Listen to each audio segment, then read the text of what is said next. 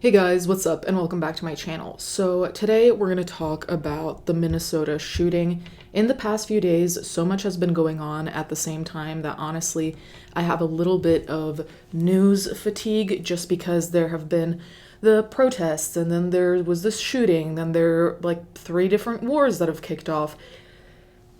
It's just a lot. So forgive me if I seem overwhelmed, but I am by just like all this information coming in at once. Now, I'm going to go over an article that covers what's going on with the Minnesota shooting, just so you know the basics in case you haven't been following. But then there are a lot of things that I found online that I want to discuss because I really do think something very weird is going on, and I'm not being conspiratorial. There are just a lot of things that have come out that don't really add up as to what exactly the motivations are, who the shooter even really is, like beliefs-wise, and so on and so forth.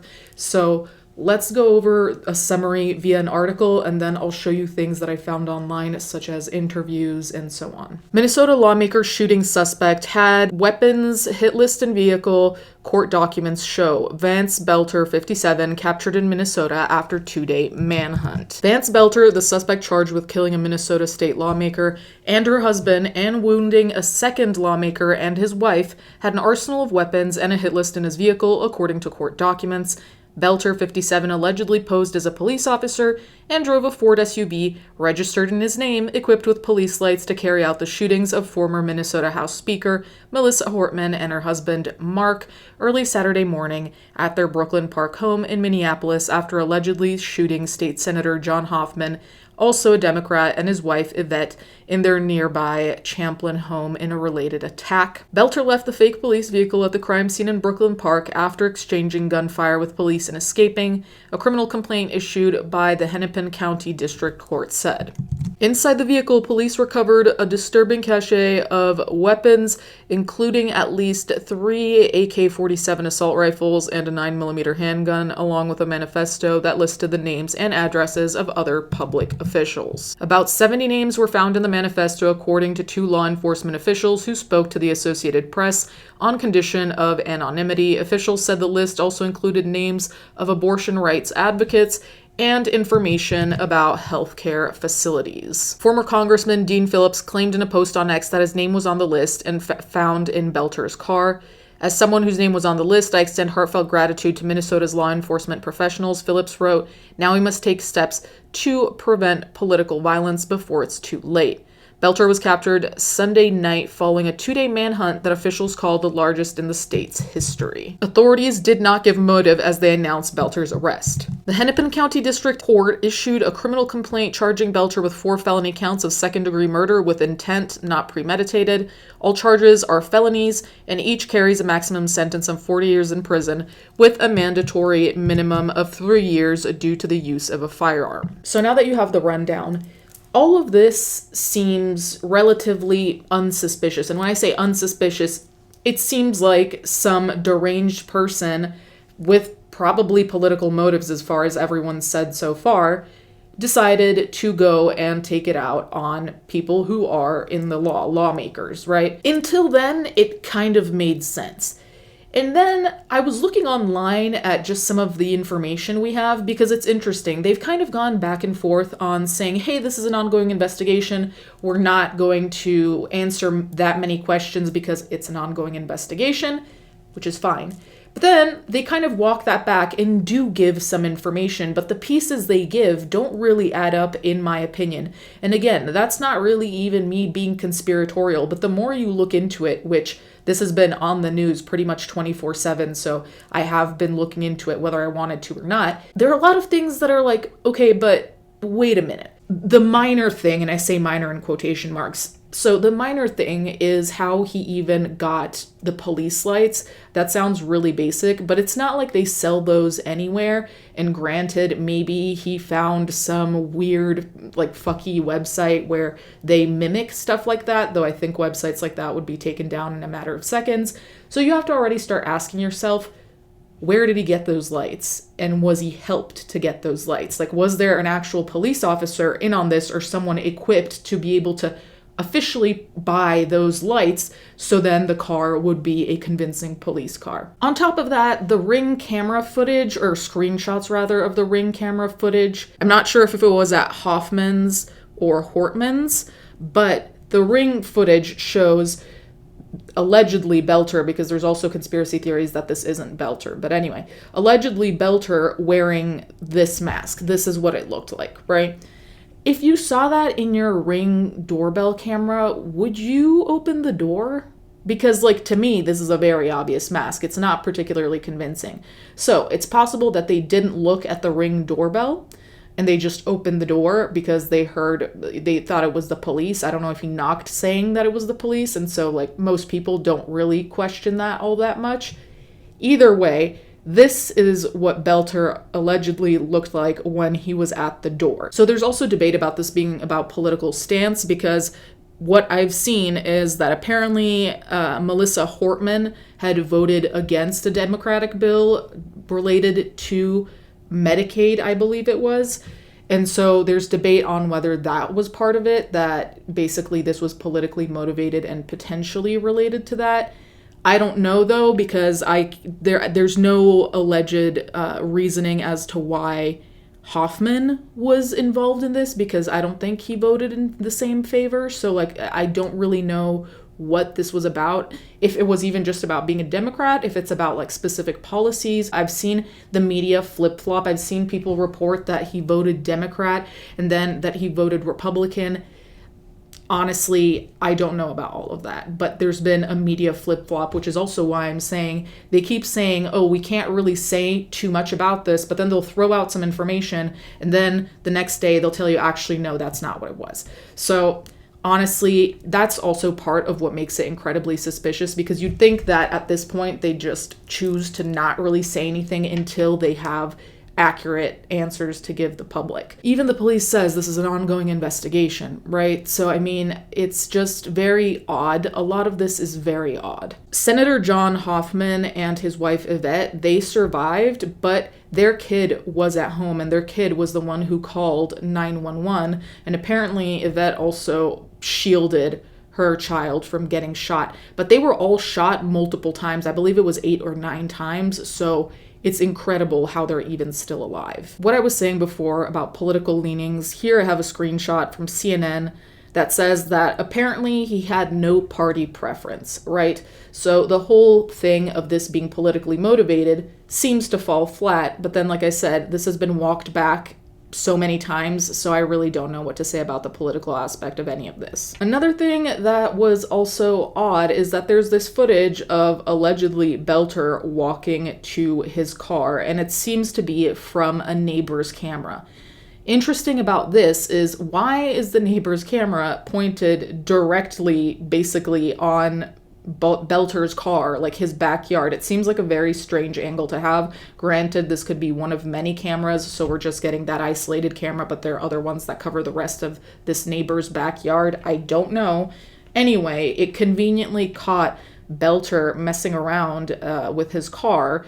Now, the conspiracy there is that this isn't Belter, but it was actually someone dressed as him in order to throw off the investigation, potentially. So do you see why I'm saying that all of this is incredibly suspicious, and there are just so many things that don't really add up? The other thing is they interviewed Belter's alleged roommate. Now, this is where it gets bizarre again, because he had a wife and children, and I can only assume that he lived with them. It's unclear what the living situation was, because then they go on and interview this man who's allegedly his roommate. The only thing we really know about this man is that I'll show you the clip, but he's an older man and he works at Papa John's. That's basically all we know about him. And the thing about that is that they're trying to figure out how implicated this man is, whether he is at all or whether he knew nothing. Now, there are the internet sleuths that are obviously dissecting his mannerisms and the things he's saying. Does it add up? Is it credible that he knew nothing? Is it credible that everything Belter had in terms of weapons were hidden and nobody ever saw anything? Anyway, I'll insert the clip here. I have to say, I do think it's a very, very odd interaction. Like there's something that appears to be off with this roommate. Now, granted, obviously, his roommate was just involved in a national tragedy, so maybe he's, still processing that, but his behavior is odd. Here are the clips. No, because he was on call for work, and he'd always say, yeah, I need rest for work, so I'm sharp. Because he was extracting eyeballs, so gotta be sharp for that. I remember him walking out of the house, or hearing him walking out or anything like that. Nope. Was it unusual for him to go to bed at 7 p.m.? I mean, when you say... Well, it depends on the shift, no, because he is working all kinds of hours. Didn't seem odd, no. Did he give you any emotional message, said that he loves you, besides the text messages or something like that that seemed off? Well, he said that he made some choices. And he said, you guys don't know anything about it, but, yeah. Another big ass. But he said he didn't have much time to live. Another big ass. Do you mind if I take a picture of the text message?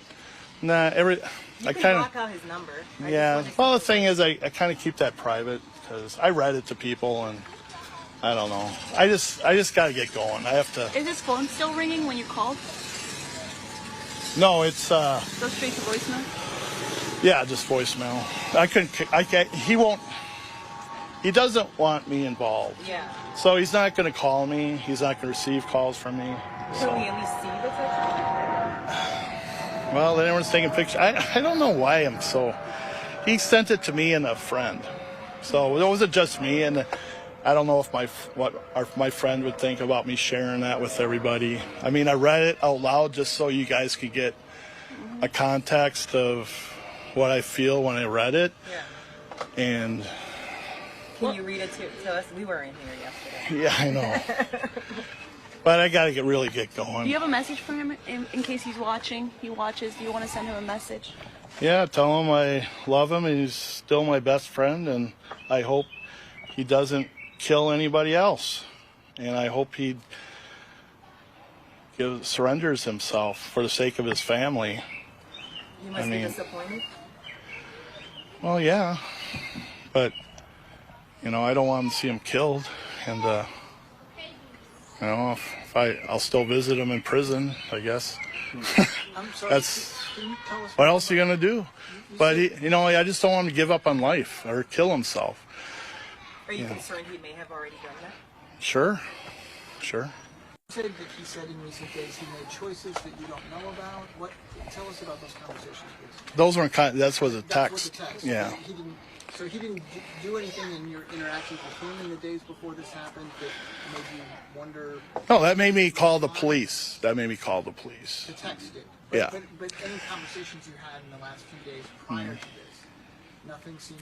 Well, like we said, we had our separate lives. I worked and he worked, and he was here, and sometimes we'd go down and we'd hang out, but we would never, sometimes politics would be on the TV, but he was never really anything that was in-depth conversation about, just comments, and And just for the record, your name is David Crossing. yeah, with a C. Let's see. Because Please spell that. this is Minnesota, and you guys don't know Carlson? Carlson. Carlson.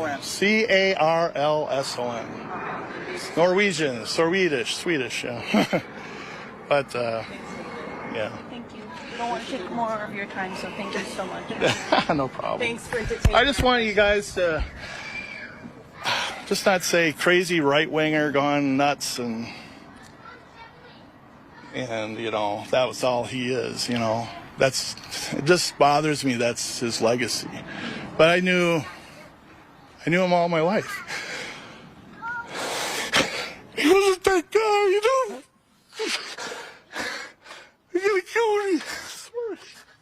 So in the clip, he gets this text from Belter, right?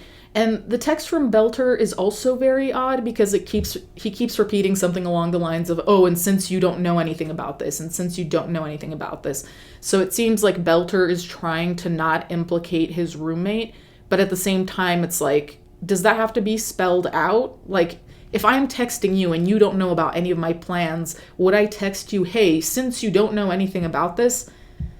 Maybe, but it seems very odd. And to say it twice, it's like, okay, You know, like what is this text for? Did he know he was going to read it to the police? I don't know. So there's also the other political aspect of this, that Belter worked for Tim Walz, and so did Belter's wife. So he worked for a Democrat, and that's also why people are confused on the politics of all of this, because, okay, you work for a Democrat, but then you go and shoot Democrats, so it's like, what are your political affiliations if this is politically motivated, which everyone seems to think it is. Also, Belter's wife was detained because they found that he'd gone, it's still unclear, gone to the bank in the morning and taken out like 50 grand. So they had cash. They also found passports, ammo, weapons. So how in on this was the wife is also the question. And we also have to remember that Belter has 5 kids, and so it's also like, where in the scenario would the kids fall? Because one man running away is one thing. An entire family trying to disappear is a complete different thing, and far more complicated, obviously, because to spot them would be so much easier. So I don't understand what their plan was with the kids either. There are conspiracy theories online that they were just going to leave their kids behind, which I'd like to think is not true. Then again, if you are a killer, I don't really know how closely I hold you to any moral standard. Now, another thing that is also confusing is that apparently Belter worked at 7-Eleven, but then they found records of him having multiple properties. So some of these properties were like $520,000, and he bought that in 2023. So how did he buy these properties with the job he had? And also for what? So that's confusing. Like, the narrative just doesn't line up. It's like we get one piece of information and then we get the next piece, and the next piece doesn't fit with the one before. Then we get another piece that kind of makes sense, but not do you see what I'm saying? It's just a slew of information and walking back that information, or allegedly new information that doesn't make sense with anything we have. The other thing about him is that he also was kind of a preacher. There's this video of him at a church. I believe this was the one in the Congo, actually. And he's just going, preaching, question mark? I don't know what you want to call it. I'll just show you the clip. But it seems like there are a lot of elements here that I don't really know what to make of. And it's all being thrown out kind of without context, which is also why I'm saying it's confusing, because on one end, some of these things are public. Like some of these videos of like the church and the preaching or sermon or whatever you want to call it, that was online somewhere, I'm sure. But what the police or the news has supplied has been just completely all over the place. And I'm just as excited about Jesus. Et je suis juste excité Right de here, Jésus. right now. Jusqu'à présent, même maintenant. And when I get excited, Et quand je suis excité, I want to dance. je veux danser. And what Jesus did for me. Ce que Jésus a fait pour moi. Jesus is God. Jésus est Almighty Dieu. God. C'est le Dieu He puissant. saved my life. Il a sauvé ma vie. Woo! I'm excited about God. Je suis excité de Dieu. And I want to worship Him. Et c'est pourquoi je l'adore. Because He's coming again. And Jésus, He's il revient excited. encore. And He's got plans. He's Il got a plans de plans and purposes et le dessein for each one of you pour chacun de vous ici. and for me. Et pour moi aussi. As of now, that's all that we've got as of when I'm filming. Honestly, I really don't know what to make out of any of this. I mean, the only things we really know is that he made assassination attempts and murdered. Other than that, it's even hard to understand if this is politically motivated. It's very hard to even understand financially what was going on with Belter, which is also an important element because you allegedly have all these properties, but you work at 7-Eleven, but you also worked or are working for Tim Walz, and so does your wife, but then you take out $50,000 in cash and get passports. But you have also a roommate, so do you not live with your family? Because the property with the roommate, they're separate properties. It's not like the family plus a roommate under the same roof. The roommate also seems off, so I don't know.